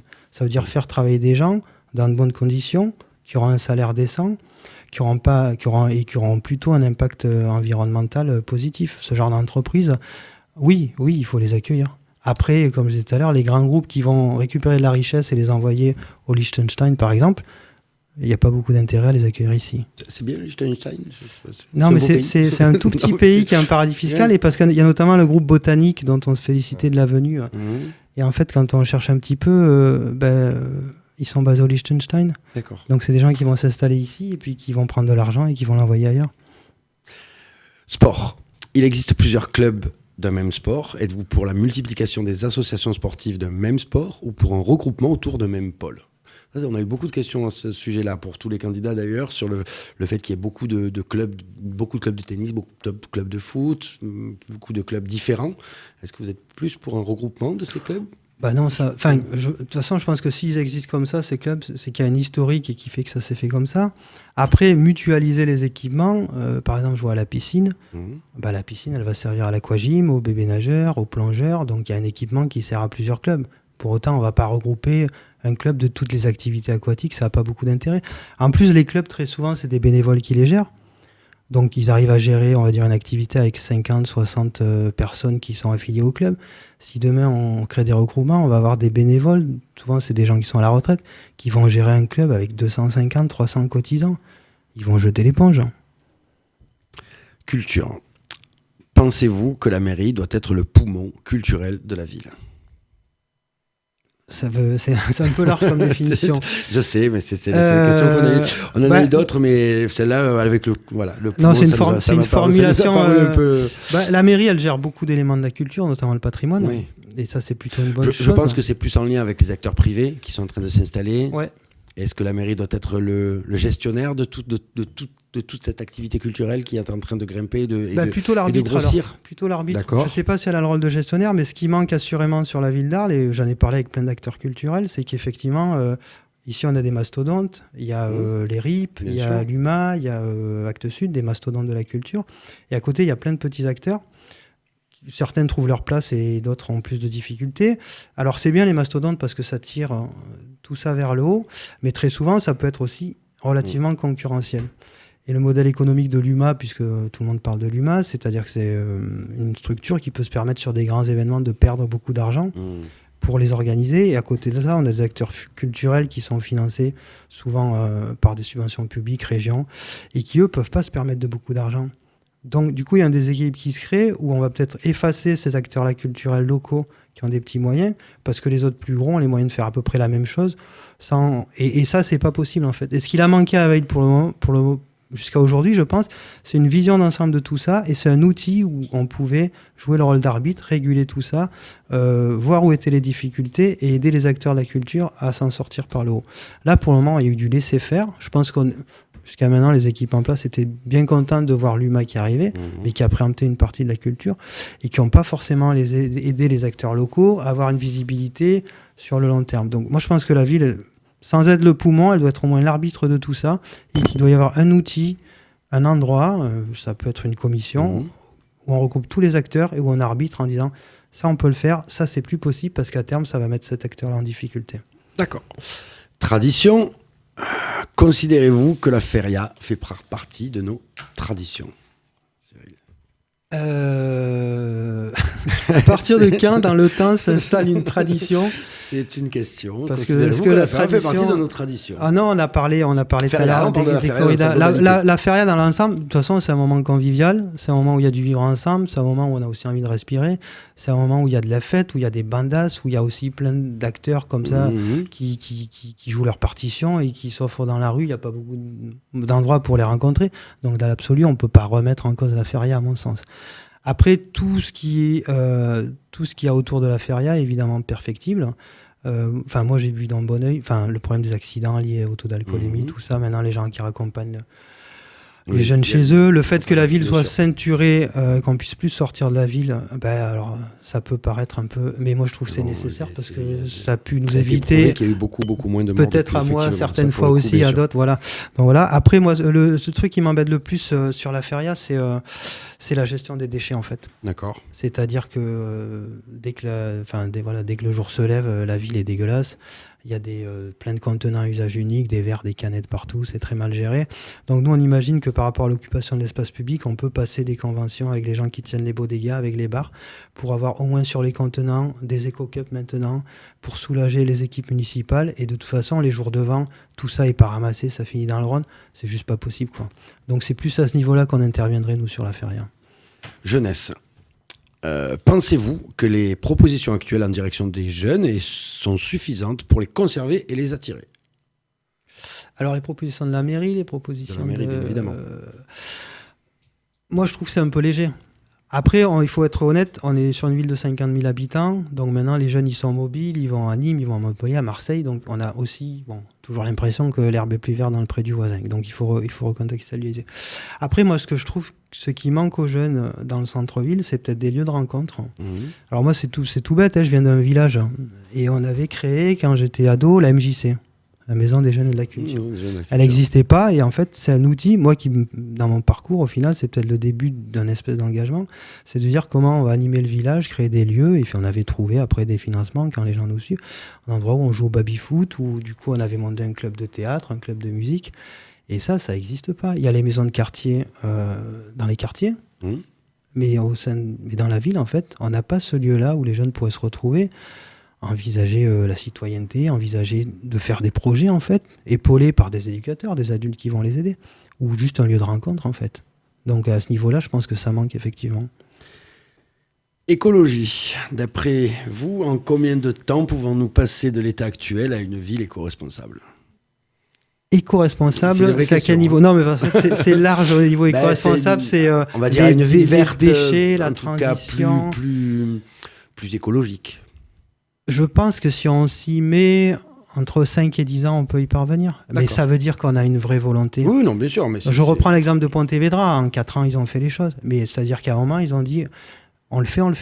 Voilà. On le fait pas à moitié. Moi, ce qui me désespère un peu, c'est qu'en fait, j'entendais quelqu'un dire à ce micro je veux trouver l'équilibre entre ça et ça, l'équilibre entre ça et ça. Et au final, l'équilibre, c'est une espèce de position où on n'est ni d'un côté ni de l'autre, et en fait, on n'avance dans aucune direction. Donc, à un moment, il faut faire des choix.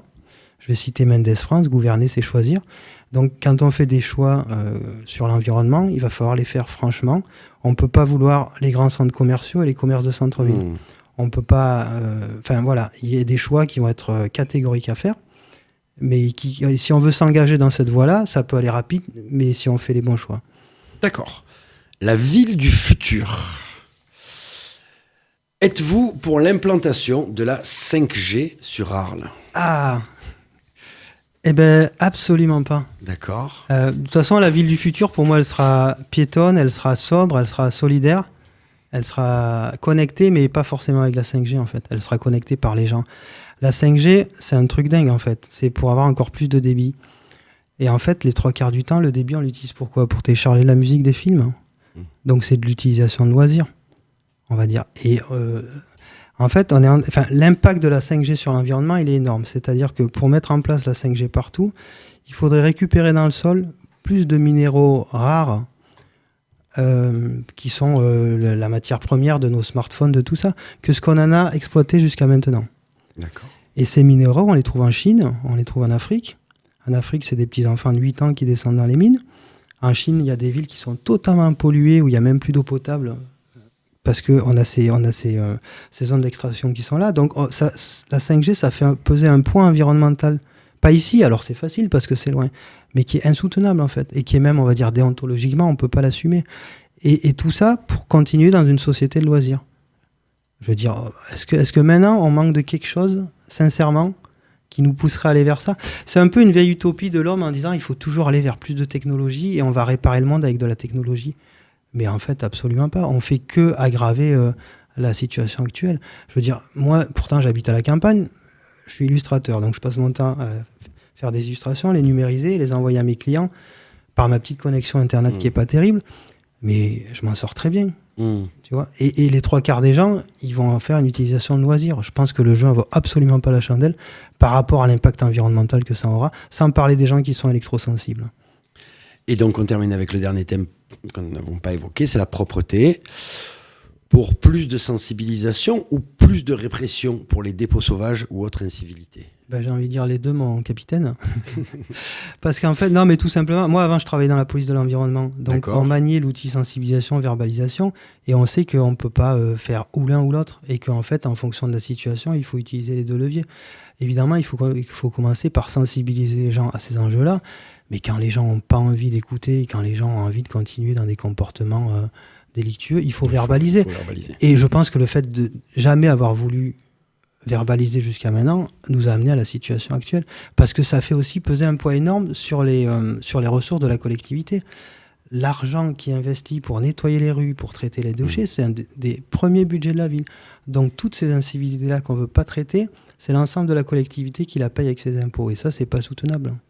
Donc, pour plus ce serait un travail confié à la police municipale, pour le coup. Ah oui, là on est sur des prérogatives municipales. Ouais. Mais moi j'imagine même une brigade, ça existait à l'époque, alors ça s'appelait, je me souviens plus, mais où on avait des policiers qui étaient vraiment sensibilisés sur ces questions d'environnement, qui connaissaient, parce que c'est encore une réglementation particulière, qui connaissaient tous les leviers et qui passaient le temps à travailler que sur les problématiques d'environnement, de déchetterie sauvage, de pollution de l'air, etc. Il faut qu'il y ait une partie de l'équipe municipale, 2-3 personnes, qui soient spécialisées à travailler sur ces problématiques-là et qui soient efficaces là-dedans.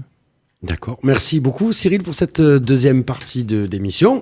Et tous les thèmes abordés, on a essayé d'aborder un petit peu tout. C'est compliqué forcément de répondre avec le peu de temps imparti. On pourrait y passer des heures. Ludovic, je crois que tu as retenu pas mal de questions qui se sont posées sur le Facebook Live. Tout à fait Baptiste, j'ai ce qu'il faut. Notamment une personne qui est assez interrogative sur Pontevedra. Pontevedra. Tu l'avais presque. Mais c'était presque ça. J'ai juste inversé le R et le D. Allez, fais tout le temps. On va donc écouter le deuxième morceau de musique, Stéphane, qui est... Oui, c'est La rue qui est à nous. La rue qui est à nous, qu'on connaît bien. Et le morceau Les Cigales. Les Cigales. Pourquoi ce choix ?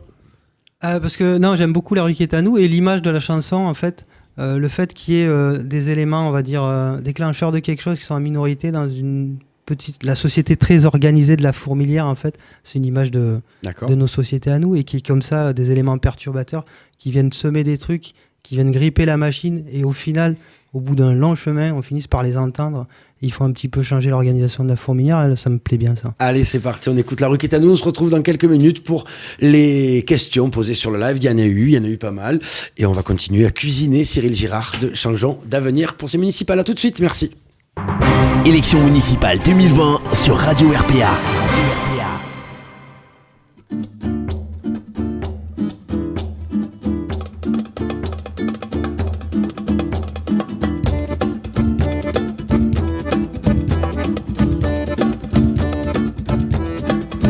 Et bourgeois, entends-tu passer dans ta rue une parade d'espérance, et qui chante et qui danse, et vogue la galère, le cap sur la Bohème, et vogue nos chimères, le cap sur leur Frodène.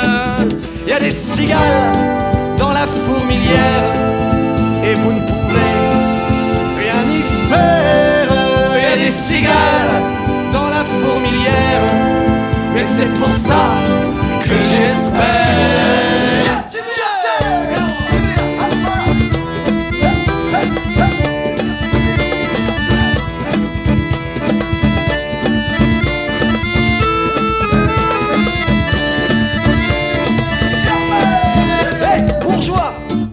Entends-tu passer dans ta rue une parade de scandale? C'est les enfants de la balle, et ça jongle et ça crache le feu, et ça fait boum boum dans les oreilles. À votre bon cœur, mesdames et messieurs, à votre bon cœur ou pas, c'est pareil. Y a des cigales dans la fourmilière, et vous ne pouvez rien y faire. Y a des cigales dans la fourmilière, et c'est pour ça que j'espère.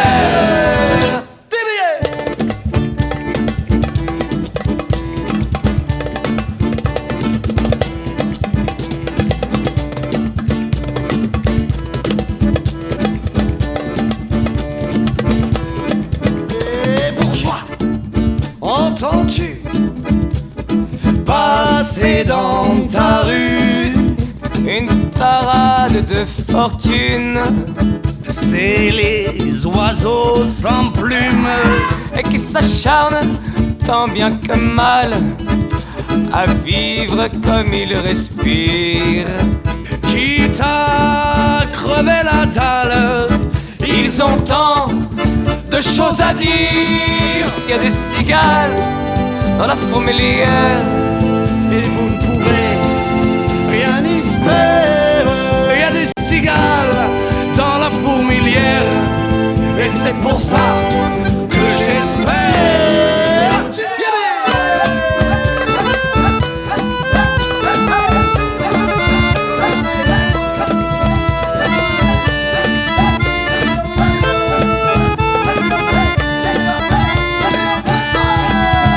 Et bourgeois, entends-tu passer dans ta rue une parade de ville en ville?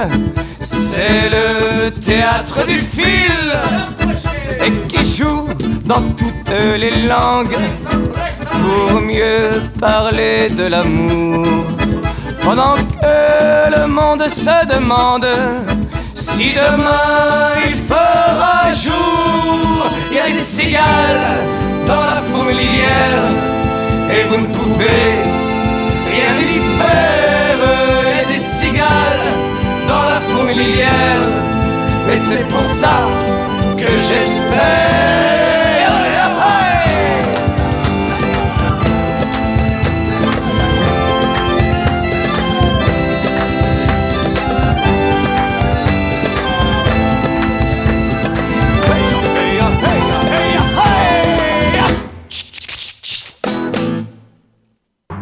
Élection municipale 2020 sur Radio RPA. C'est parti Stéphane. C'est parti, j'étais parti trop tôt. Donc on reprend cette dernière et troisième partie d'émission avec Cyril Girard, changeons d'avenir pour ces municipales 2020 en direct sur Radio RPA. On va passer aux questions des auditeurs donc, qui ont été assez actifs tout au long de l'émission. Et c'est Ludovic Gazan qui va s'y coller. S'y coller, faire les choses. On t'écoute ? Alors justement, on avait fini sur Ponte Vedra. J'ai une personne qui est assez interrogative sur le live, qui me dit comment s'est passé du coup cette comment on peut appeler ça, cette mise en place du coup de cette ville écolo, est-ce qu'il y avait une personne en place déjà qui était écolo et qui justement en a découlé cette ville, ou c'est un collectif comme vous qui s'est installé sur cette ville et du coup qui a pris le monopole de la ville de Pontevedra? C'est assez compliqué à expliquer, mais je sais que vous avez compris. C'est parti du maire.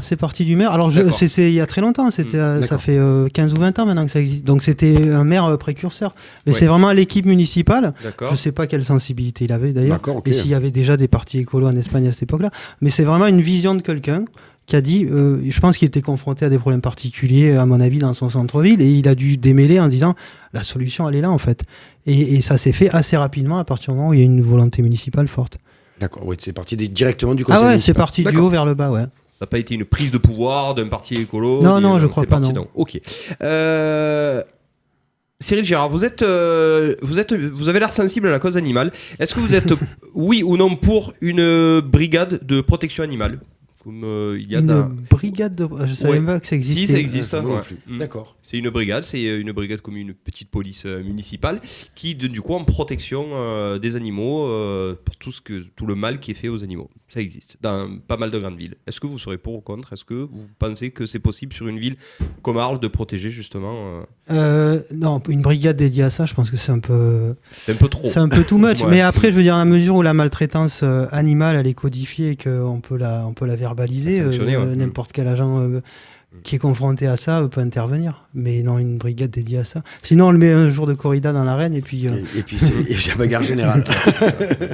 On continue. Allez, on continue. Michel, 65 ans. Que comptez-vous faire pour valoriser les trajets navettes pour desservir Avignon TGV, par exemple, au départ de la ville d'Arles, comme c'était le cas avant, et ce n'est plus le cas?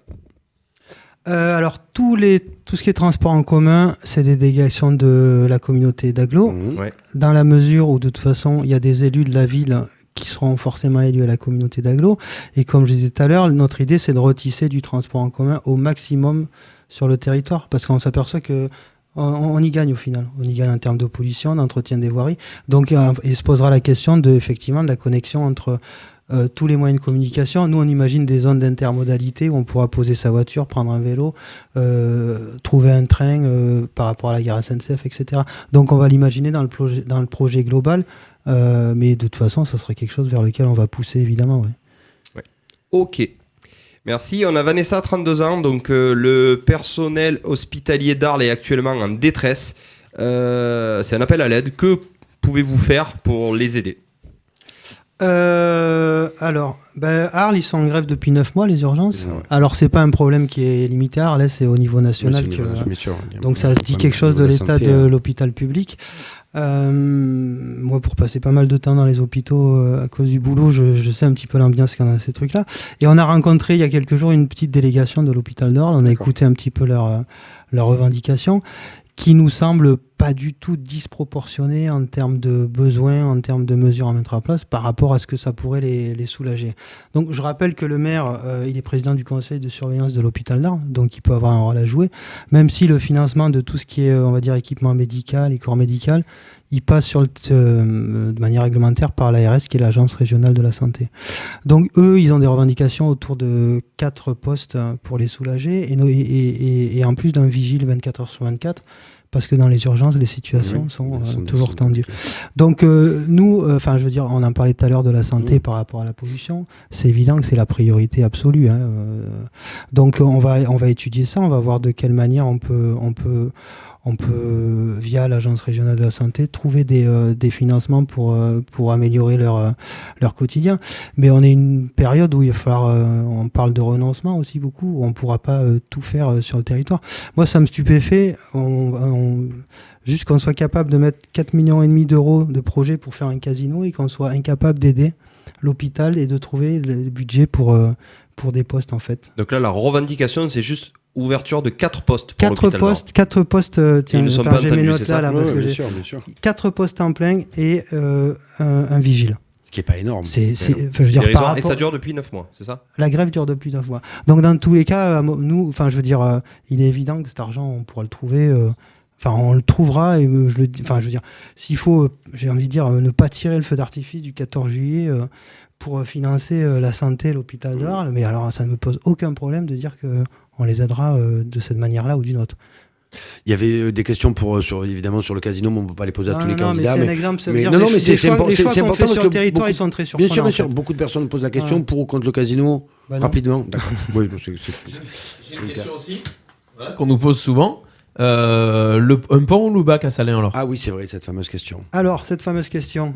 Alors, déjà, presque j'ai envie de me défausser parce que finalement, c'est le département qui tranche. Oui, effectivement, mais. À un moment, la mairie pousse un peu ou pas? Pas des volontés aussi, appuie, voilà.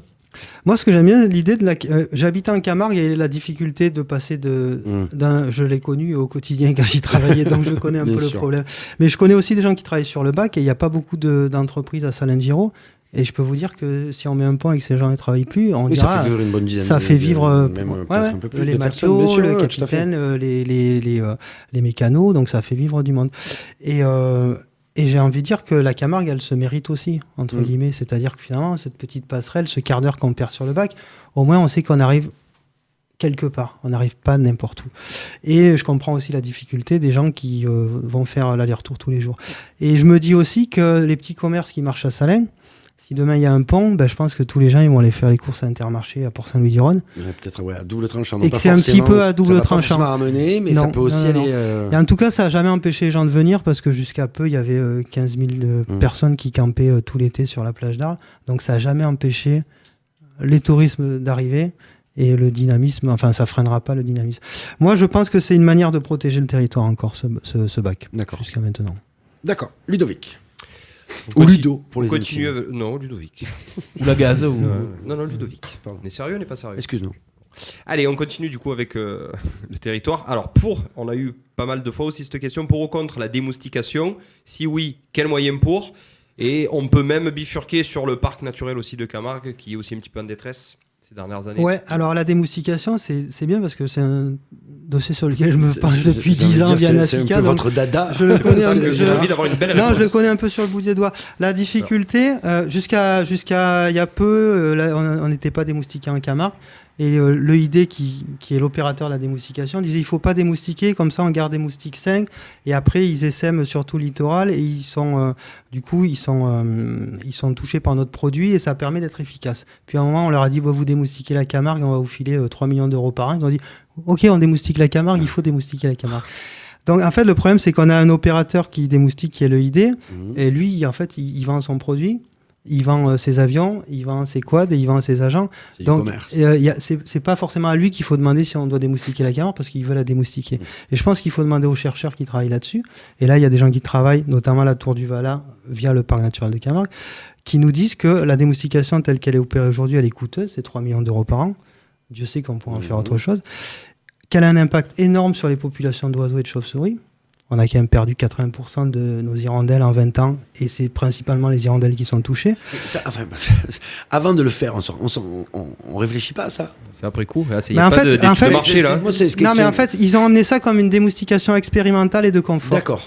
Et en fait, à partir du moment où tu mets le doigt dans l'engrenage, après, tu peux pas revenir en disant finalement, c'est très impactant pour les hirondelles, donc on arrête. Et là, les habitants, ils disent mais vous vous moquez de nous? Vous nous démoustiquez maintenant. Donc du coup après les écolos ils nous embêtent, c'est à cause de. Mais ce qu'il y a, c'est que la Tour du Valat notamment, elle a testé des pièges à gaz autour des hameaux qui ont prouvé leur efficacité, qui piègent que du moustique et qui ont beaucoup moins d'impact sur la faune et qui sont surtout beaucoup moins chers. C'est-à-dire qu'on achète des pièges à gaz et chaque année on achète des recharges, mais le travail il est fait, ça coûte pas 3 millions par an et ils sont tout autant efficaces. Et la question se pose de pourquoi on ne les met pas en place? Tout simplement parce qu'il y a des gens qui gagnent de l'argent derrière. On pourrait démoustiquer de manière tout autant efficace, à un prix bien moindre, et les gens seraient mieux démoustiqués. En plus, ce système-là, on peut l'amener dans les masses isolées, dans les endroits où vraiment c'est compliqué de traiter, plutôt que d'avoir des avions qui survolent les espaces naturels, des espaces qui sont voués notamment à protéger la nature, ça coûte une fortune. Donc on marche sur la tête avec ce truc-là. Donc moi, soulager les habitants et leur éviter d'avoir moins de moustiques, je suis pour, avec des moyens adaptés, qui n'impactent pas la faune et qui coûtent moins cher. Et tout le monde sera gagnant au final. Ok.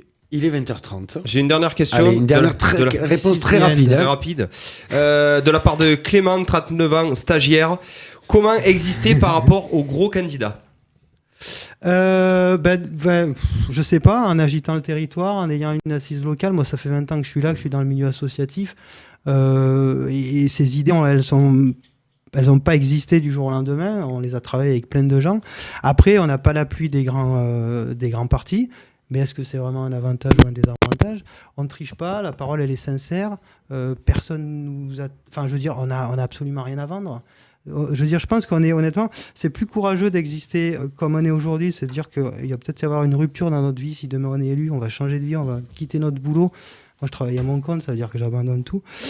Plutôt que de s'inscrire dans une démarche de projet où ça fait 20 ans qu'on fait de la politique, c'est un parcours assez naturel. Je pense qu'il y a plus de courage dans la volonté citoyenne d'intervenir que dans des gens qui ont un parcours comme ça et qui, depuis 20 ans, se rêvent maire pour le statut. Donc, exister, je sais pas, une parole franche, être dans le tissu local, associatif, avec tous les gens, c'est la meilleure moyenne d'exister, à mon avis. Super. Juste une dernière petite question, mais on la pose à tout le monde.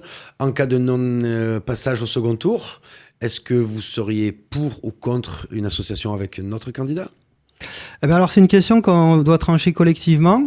Pour ne rien vous cacher, on en a encore parlé hier soir en réunion. D'accord. Et comme on est 40, eh bien, il y a 40 avis différents. Et donc, on ne l'a pas tranché. On se donne encore le temps d'y réfléchir. Très bien. Et en cas de passage au second tour, est-ce que vous viendrez, Cyril Girard, sur Radio RPA pour en débattre avec les autres ? Ah oui, ça sera avec plaisir. Ouais. Merci beaucoup. Merci Ludovic, merci Stéphane. Merci aux auditeurs d'être venus et si nombreux à participer. On n'a pas pu poser comme à chaque fois toutes les questions. Ouais. Les questions restent sur le Facebook Live. Cyril Girard et son équipe pourront y répondre parce que le live va continuer à tourner en replay. Ouais, puis on a un Facebook qui peut nous interroger, les gens venir vers nous. Vous pouvez aussi aller poser vos questions. Cyril Girard, merci avec plaisir. Merci à vous. Heure et demie passée ensemble et de ces réponses sincères que vous nous avez apportées sur Changeons d'avenir. Et à très bientôt au second tour. On sera arrivé premier du premier tour. Eh bien, écoutez, on vous le souhaite. Merci beaucoup. Merci à tous. Bonne fin de soirée. On se retrouve demain avec Stéphane Edouin. Oui. Si je ne dis pas de bêtises, Stéphane Del Corso. C'est Stéphane, il y en a partout. Avec la liste Arles citoyenne, exactement. On vous attend nombreux, bien évidemment. Continuez à poser vos questions sur le www.radiorpa.fr et on les posera avec plaisir. Merci beaucoup. Bonne fin de soirée. Aimez-vous les uns les autres. À demain. Élection municipale 2020 sur Radio RPA. Arles, Fourques, Mastibert, Saint-Rémy-de-Provence, Fontvieille, Paradou, Mosselles-les-Alpilles, Mouriès, Saint-Martin-de-Croix, Tarascon, Beaucaire, Salins-de-Giraud, les Saintes-Maries-de-la-Mer. Tout le pays d'Arles écoute Radio RPA. What?